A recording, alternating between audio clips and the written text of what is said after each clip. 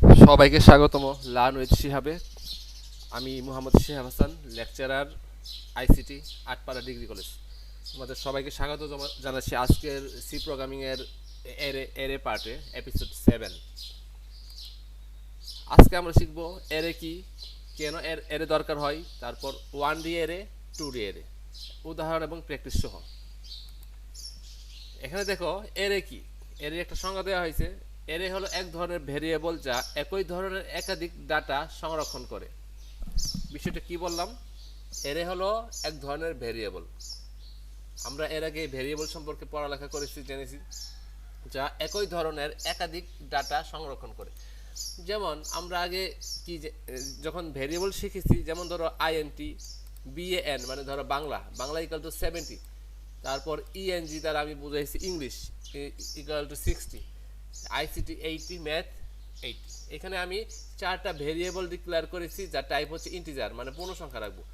BN এর ভিতরে আমি 70 রেখেছি, ইএনজির ভিতরে আমি 60 রেখেছি। এভাবে প্রত্যেকটা ভেরিয়েবলের ভিতর কি আমি একটা করে ভ্যালু রেখেছি। এখন আমি যদি চাই, এখন একটা ভেরিয়েবলের ভিতরে আমি সবগুলো ভ্যালু রাখবো। যেমন ধরো এখানে আমার চারটা সাবজেক্টের ভ্যালু, চারটা নাম দিয়ে, চারটা ভেরিয়েবল দিয়ে আমি রেখেছি। হ্যাঁ, এখন আমি যদি চাই একটা নামের ভিতরে আমি চারটা ভ্যালুকে রাখবো, তখন আমার এরে লাগবে। এই জন্য এখানে বলা হয়েছে এরে হলো এক ধরনের ভেরিয়েবল যা একই ধরনের একাধিক ডাটা সংরক্ষণ করে। আচ্ছা, তাহলে এই সহজভাবে এটাকে বোঝানোর জন্য যদি আমরা একটা উদাহরণ দেই, যেমন ধরো আমরা ছোট ছোট বেঞ্চে যদি পড়ালেখা করি, যে যে একটা চেয়ার একটা টেবিল, ছোট ছোট টেবিল এবং চেয়ার এখানে বসে আছে, তাহলে কি একটা চেয়ারে একটা টেবিলে একজনই বসবে। হ্যাঁ, কিন্তু আমরা বেঞ্চ আকারে যদি দেখি, বড় বড় বেঞ্চ থাকে যেখানে 3 জন বা 4 জন বসে, সেখানে কি হয়, একটা বেঞ্চের ভিতরে আমার 3 জন বা 4 জন বসে।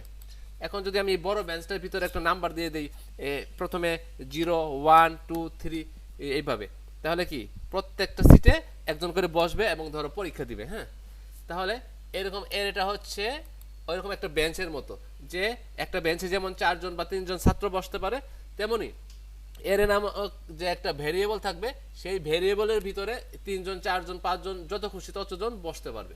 এইখানে আমি ইন্টিজার আইএনটি মার্কস মার্কস নামে একটা ভেরিয়েবল ডিক্লেয়ার করেছি এবং এইখানে সাইজ দিয়ে দিছি 4। থার্ড ব্র্যাকেটের ভিতরে এইভাবে সাইজটা দিয়ে দিতে হবে 4। এর মানে হচ্ছে এই মার্কস নামক ভেরিয়েবলের ভিতরে চারটা ভ্যালু বসানো যাবে। চারটা ভ্যালু কি হবে? এখানে চারটা ভ্যালু হবে, যে এই যে চারটা ঘর থাকবে, 1, 2, 3, 4, চারটা সেল থাকবে। এইখানে প্রথম যে সেলটা সেটাকে বলা হয় 0তম সেল, দ্বিতীয়টাকে বলা হয় 1তম সেল, তৃতীয় 2তম সেল, তৃতীয় সেল। এখানে সাইজ 4 হলে এখানে সেল হবে চারটা, কিন্তু এই প্রত্যেকটা ঘরের যে ইন্ডেক্স, এই যে নিচে 0, 1 এগুলোকে বলা হয় ইন্ডেক্স। ইন্ডেক্স হবে কি 0 থেকে 3 পর্যন্ত, মানে 0 থেকে 3 পর্যন্ত তো চারটা সংখ্যা, এই চারটা সেল এইভাবে দখল করবে। এখন আমি যদি এই মার্কসের ভিতরে আমি এখন প্রত্যেকটা ঘরে একটা করে মার্কস বসাবো চারটা, তাহলে প্রথমটা হলো আমার 0তম ঘর, তারপরে হচ্ছে 1তম। এইভাবে আমি যখন মার্কসের ভিতরে আমি মান বসাবো, তখন আমাকে এইভাবে বসাইতে হবে, যে মার্কস দিয়ে একটা থার্ড ব্র্যাকেটের ভিতরে 0 দিতে হবে। এতে এর দ্বারা বোঝাচ্ছে এই মার্কসটা হচ্ছে এই 0তম ঘরকে বোঝাচ্ছে। এর ভিতরে আমি 70 রাখলাম, তাহলে কি হবে, এর ভিতরে আমার 70 বসে যাবে। তারপর যখন আমি মার্কস দিয়ে এইখানে ব্র্যাকেট দিয়ে 1 দিব, 1-এর ভিতরে আমি 60 রাখলাম, মানে কি এই 1তম পজিশনে 60 বসবে। তারপর মার্কস 2 দিয়ে আমি এখানে 80 দিলাম, মানে কি মার্কসের যে 2তম পজিশন, এতে এখানে কত 80 বসলো। এরপর মার্কসের এইখানে কি করলাম, আমি 3 দিলাম, মানে 3তম পজিশনে কি এখানে ধরো 80। এইভাবে আমরা ভ্যালুকে একটা মার্কস নামক ভেরিয়েবলের ভিতরে আমরা অনেকগুলো ভ্যালু রাখতে পারি।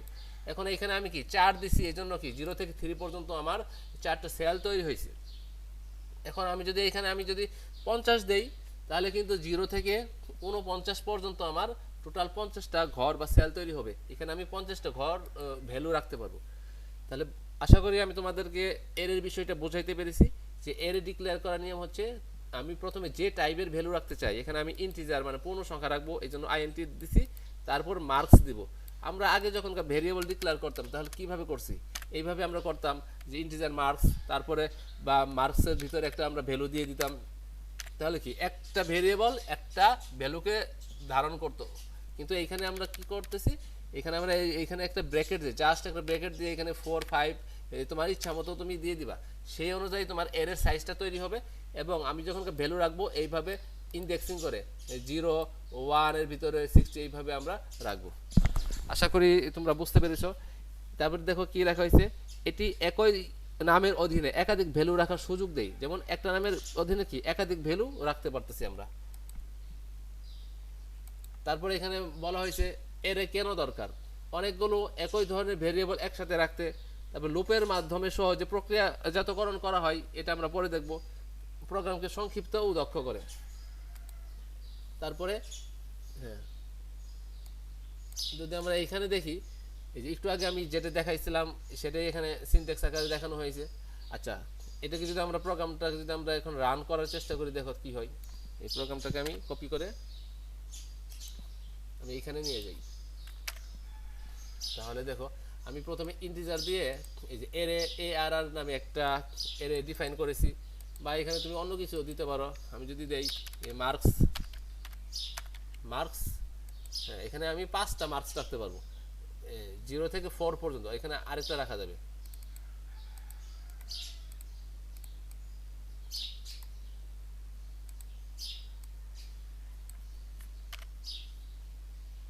এখানে 0 1 তারপর 2 3 তারপর আমি আরেকটা দিতে পারি 4।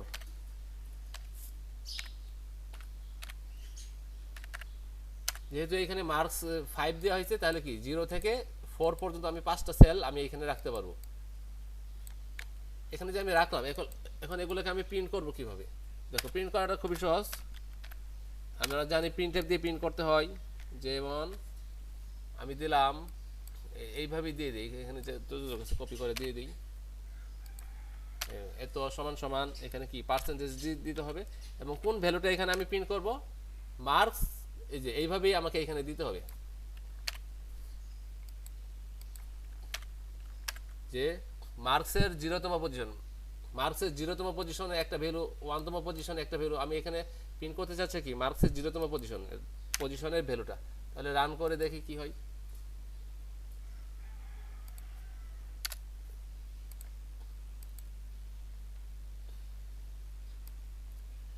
দেখো মার্কস 0তম পজিশনের ভ্যালু কত ছিল, 10 ছিল না, 10 কিন্তু এখানে প্রিন্ট হয়েছে। তাহলে আমরা এখানে যদি 0 না যদি এখন 1 দিয়ে দেই, তাহলে দেখবা 1তম এর ভ্যালুটা প্রিন্ট হবে। এখানে 0 দেও 1 দেও যাই দেও, এখানে তুমি যা দিবা সেটাই তো প্রিন্ট হবে, তাই না। এখানে তাহলে আমি 1 দেই, 1তম পজিশনে কি আছে, 20 আছে না। দেখো এখন কিন্তু 20 প্রিন্ট হবে। এই যে দেখো মার্কস 1তম পজিশনে কত আছে, 20, এখন কিন্তু 20 চলে আসছে। তাহলে এই জিনিসটা কিন্তু আমরা একটা ফর লুপ দিয়েও প্রিন্ট করতে পারি।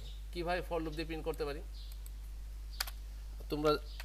আমি যখন ফর লুপ নিয়ে আলোচনা করেছিলাম তখন আমি দেখিয়েছিলাম ফর লুপটা এইভাবে করতে হয়, ডিফাইন করতে হয়। ইন্টিজার 0, তারপর i less than 5, i plus plus, এখানে একটা ব্র্যাকেট দিয়ে এই ব্র্যাকেটের ভিতরে এটা দিতে হয়। দেখো এখানে এখন i দিতে হবে, এখানে আর 1 দিলে হবে না, এখানে কি দিতে হবে, i দিতে হবে। দেখো এটা যদি আমি এখানে রান করি, আউটপুটটা কি আসে। দেখো আউটপুটটা কিন্তু এই যে মার্কস i ইকুয়াল টু কত আসছে, 10, মার্কস i ইকুয়াল টু 20। আচ্ছা, এটা যদি আমি নিচে নিচে দেখাই তাহলে দেখতে সুন্দর লাগবে। দেখো দেখো মার্কস i ইকুয়াল টু 10, প্রথমটার ভ্যালু 10, তারপরে 20, তারপরে 30, তারপরে 40, তারপরে 55, এইভাবে আসছে। কিভাবে আসলো, প্রথমে আমার আয়ের মান কত, আয়ের মান এখানে 0, তাহলে এখানে মার্কস 0, এখানে 0 বসাইলে মার্কস 0তে কত আছে, মার্কস 0তে আছে 10, এই জন্য 10 প্রিন্ট হয়েছে। পরবর্তীতে আয়ের মান 1 বেড়ে কত হবে, আয়ের মান 1 হবে। যখন আয়ের মান 1 হবে তখন কি হবে, এখানে আয়ের মান 1, তাহলে মার্কস 1 এ কত আছে, মার্কস 1 এ আছে 20, এর প্রিন্ট হয়েছে। তারপরে আয়ের মান 1 থেকে 2 হবে, এখানে আয়ের মান 2 হবে। তারপরে এখানে আয়ের মান কত, 2, 2তে কত আছে 3, এইভাবে আয়ের মান 3 হবে প্রিন্ট করবে, আয়ের মান 4 হবে প্রিন্ট করবে। আয়ের মান যখন 5 হবে 5 লেস দ্যান 5, এই কন্ডিশনটা মিথ্যা। এর ফলে আয়ের মান যখন 5 হবে তখন আর এই ব্র্যাকেটের ভিতরে ঢুকবে না এবং এই প্রিন্টটাও আর হবে না। এই জন্য 0 থেকে 4 পর্যন্ত প্রিন্ট হবে। এখন এই যে ভ্যালুটা, এইখানে আয়ের মান কিন্তু আই প্রিন্ট হচ্ছে, হ্যাঁ, এখানে আমরা পার্সেন্টেজ ডি দিতে পারি। পার্সেন্টেজ ডি দিয়ে এই যে এইখানে আমরা আয়ের মানটা দিয়ে দিতে পারি, তাহলে আমাদের বিষয়টা আরেকটু সুন্দর হবে। দেখি আমরা আরেকবার রান করে কি আসে। দেখো এখানে কিন্তু প্রথমে আয়ের মান 0, এই জন্য এখানে 0 বসবে। এই যে আমি পার্সেন্টেজ ডি দুইটা দিছি, মানে কি এই কমার পরে যেটা থাকবে প্রথম আয়ের ভ্যালুটা এখানে বসবে এবং দ্বিতীয় যে এই ভ্যালুটা সেটা কি পরবর্তীতে পার্সেন্টেজ ডি এর ভিতরে বসবে। এইভাবে কিন্তু আমার দেখো সুন্দর করে আমি এই অ্যারেটাকে অ্যাক্সেস করতে পারতেছি। তাহলে বিষয়টা কি হলো, আমরা একই জাতীয় অনেকগুলা মান যখন একটা ভেরিয়েবল বা একটা চলকের ভিতরে রাখবো তখন আমাদেরকে অ্যারে ডিফাইন করতে হবে। প্রথমে অ্যারে সাইজটা এইভাবে বলে দিতে হবে, এটা সাইজ আমি 5টা রাখবো নাকি 6টা রাখবো নাকি 10টা রাখবো। তারপর আমি এইভাবে এই ভ্যালুগুলো রেখে দেবো। এখন এই ভ্যালুগুলোকে এইভাবে আমি না রেখে আমি অন্য একটা সিস্টেমেও রাখতে পারি। অন্য একটা সিস্টেম কি, দেখো আমি এই যে ডিফাইন করলাম, এরপর একটা সমান চিহ্ন দিয়ে আমি সেকেন্ড ব্র্যাকেট দিয়ে এখানে যদি আমি 5টা ভ্যালু রেখে দেই 15, 20, 25, এখানে দেখো তাহলে কি হবে, এইভাবে দিলে প্রথম যে ভ্যালুটা এটা 0তম ইন্ডেক্সে যাবে, দ্বিতীয়টা 1তম ইন্ডেক্সে যাবে, 2তম, 3তম, 4তম। এটাকে যদি আমি রান করি দেখবা একইভাবে কাজ করবে। দেখো 0তম পজিশনে 5, 1তম পজিশনে 10, এইভাবে অটোমেটিক সেটা নিয়ে নিবে। যেটা আমরা একটু আগে করেছিলাম কিভাবে, এইভাবে করেছিলাম না? এইভাবে করলে কি আমার অনেকগুলো জিনিস লেখা লাগলো, মানে সময়টা বেশি লাগে। কিন্তু আমরা যদি এইভাবে দিয়ে দেই এই একই কাজ করবে। এইখানে আমরা প্রথমে 10 দিলাম, তারপরে যে ভ্যালুগুলো আছে 20, 30, 40, 50, তাহলে কি হবে, এটা অটোমেটিক্যালি বসাই দিবে। যে কীভাবে বসাবে, এইভাবে বসাবে। 0তম পজিশনে এই প্রথমটা, তারপরে 1তম পজিশনে দ্বিতীয়টা, এইভাবে বসাই দিবে। আমরা এটা লিখবো অথবা এটা লিখবো। এখন তোমাদের যখন পরীক্ষায় আসবে, পরীক্ষায় যেভাবেই আসুক তোমাকে বুঝতে হবে যে দুইটা জিনিস একইভাবে কাজ করে। এবং আমরা যখন প্রিন্ট করব এইভাবে মার্কস ব্র্যাকেট দিয়ে, মার্কসের পরে কি থার্ড ব্র্যাকেট দিয়ে এখানে একটা ভ্যালু দিলে সেটা প্রিন্ট হয়। এখানে আই দিছি কারণ কি আয়ের মান এখানে চেঞ্জ হচ্ছে। প্রথমে আয়ের মান 0 হচ্ছে, 0তমটা প্রিন্ট হচ্ছে, পরে আয়ের মান এখানে কি 1 হচ্ছে, 1তমটা প্রিন্ট হচ্ছে। আশা করি তোমরা বুঝতে পেরেছো।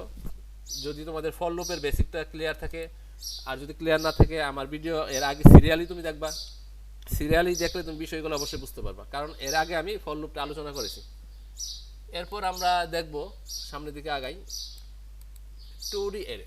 এর আগে আমরা যেটাকে দেখলাম সেটা হচ্ছে 1 ডাইমেনশনাল অ্যারে। এখন আমরা দেখব 2D অ্যারে, মানে 2D মানে 2 ডাইমেনশনাল অ্যারে। তোমরা 1 ডাইমেনশনাল অ্যারেটা ভালোভাবে প্র্যাকটিস করার পরেই 2 ডাইমেনশনাল অ্যারেতে আসবা, তা না হলে এটা বুঝতে পারবা না।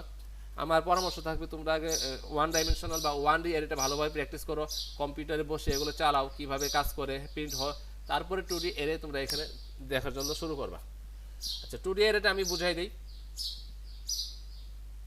2D অ্যারে হচ্ছে যে এইরকম ব্র্যাকেট দুইটা থাকবে। প্রথমে আমার ইন্টিজার টাইপ থাকবে, এখানে একটা ভেরিয়েবল থাকবে, এখানে কি আছে ম্যাট্রিক্স নামে আছে, ম্যাট্রিক্স। তারপরে এখানে কি দুইটা আছে। এর আগে আমরা দেখেছিলাম কি একটা দেখেছিলাম না, যে আমার ব্র্যাকেট দিয়ে একটা সাইজ বলে দিতে হয়, কিন্তু এখানে কি দুইটা সাইজ বলে দিতে হবে।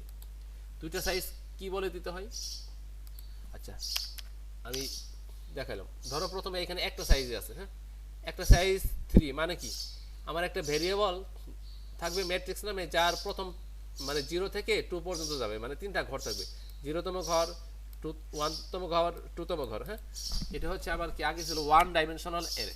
এখন আমার ভ্যালুটা যদি এরকম বক্সের মতো হয় যে এইদিকে 0, 1, 2, ঠিক আছে, কিন্তু আমার যদি এই যে উপর থেকে নিচের দিকে এই যে একটা ঘর, প্রথমে একটা ঘর এই সবুজ, তারপর একটা ঘর আছে সাদা, এরকম যদি হয়, এটা যদি আমি এইভাবে বানাইতে চাই তাহলে কিভাবে করব।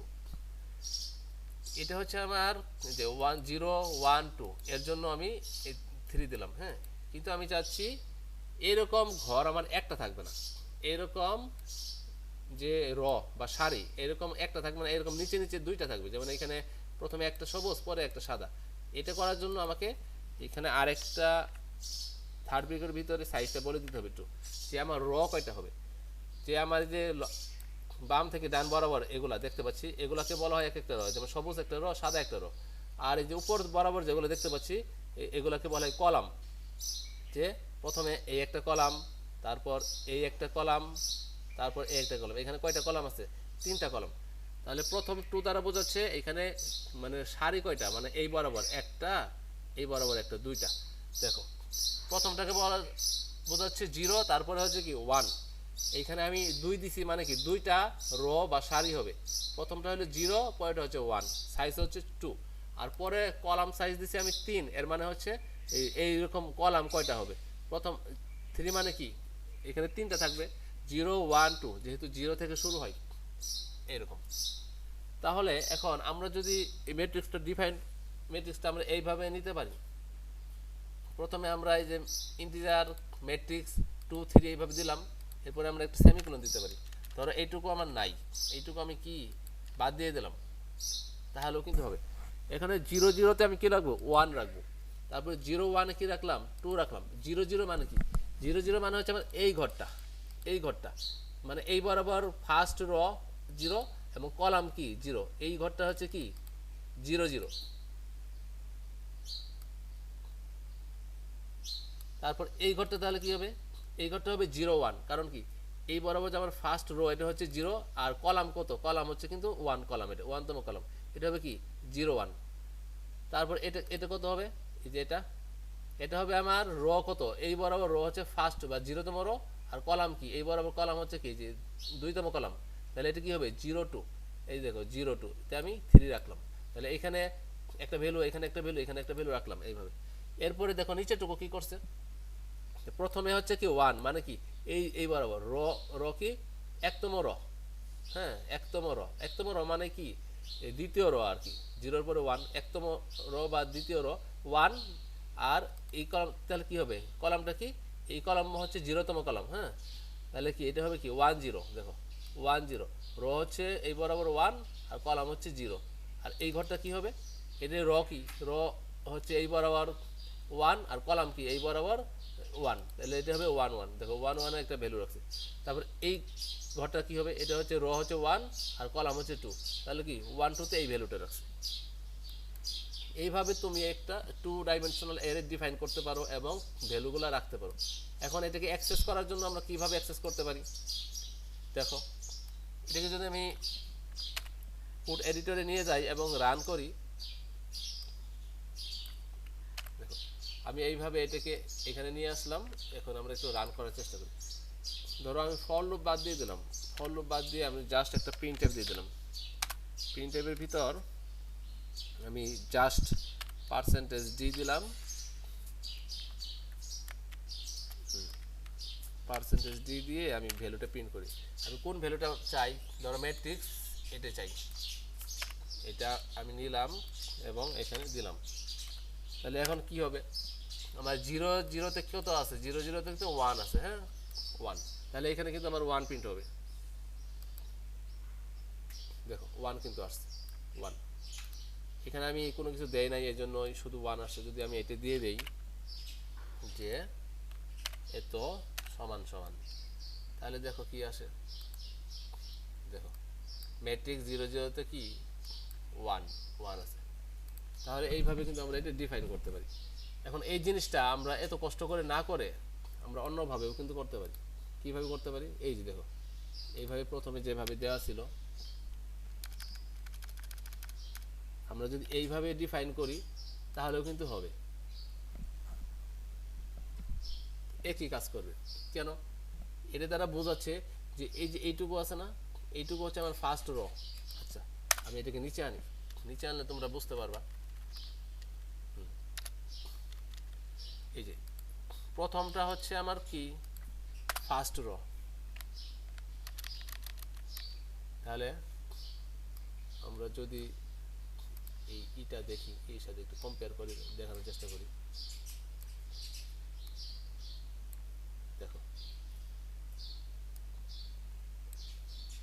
এখানে আবার কি ছিল, এটা হচ্ছে 0তম রো আর এটা কি 1তম রো। হ্যাঁ, তাহলে এটাকে আমরা 0তম রো বিবেচনা করব এবং এই নিচের বরাবর এটা কি 1তম রো বিবেচনা করব। এবং এইখানে যে আমার ভ্যালুগুলা এই বরাবর, এটা হচ্ছে আমার 0তম কলাম, এই বরাবর হচ্ছে 1তম কলাম, এই বরাবর হচ্ছে কি 2তম কলাম। তাহলে দেখো এই যে এইটে এবং এই যে এই বরাবর এইটুকু আমরা 0তম কলাম, এটাকে 1তম কলাম এবং এটা কি 2তম কলাম হিসেবে বিবেচনা করব। তাহলে এটা কি হবে, এটা কি 0 0 না, কারণ কি এটা হচ্ছে আমার 0তম র এবং এইটুকু কি 0তম কলাম। তাহলে এটা কি এই পজিশনেরটা কি 0 0।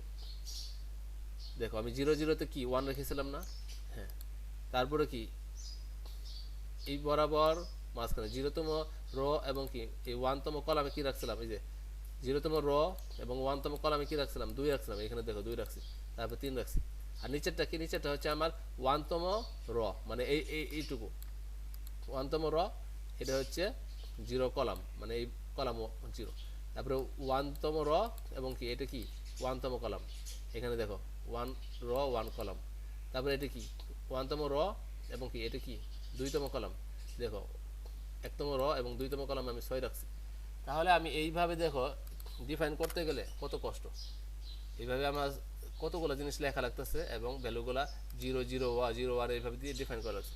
তো আমি যদি এইভাবে দিয়ে দিই যে প্রথমে একটা সেকেন্ড ব্র্যাকেট দিব, তারপরে এখানে একটা সেকেন্ড ব্র্যাকেটের ভিতরে আমি যে 1 2 3 দিলাম বা অন্য কোনো ভ্যালু দিলাম, তারপরে একটা কমা দিয়ে আমি আরেকটা সেকেন্ড ব্র্যাকেটের ভিতরে এটা দিলাম, মানে প্রথম জিনিসটাকে বোঝাচ্ছে প্রথম রো 0তম রো, আর দ্বিতীয়টা হচ্ছে কি নিচের রো 1তম রো।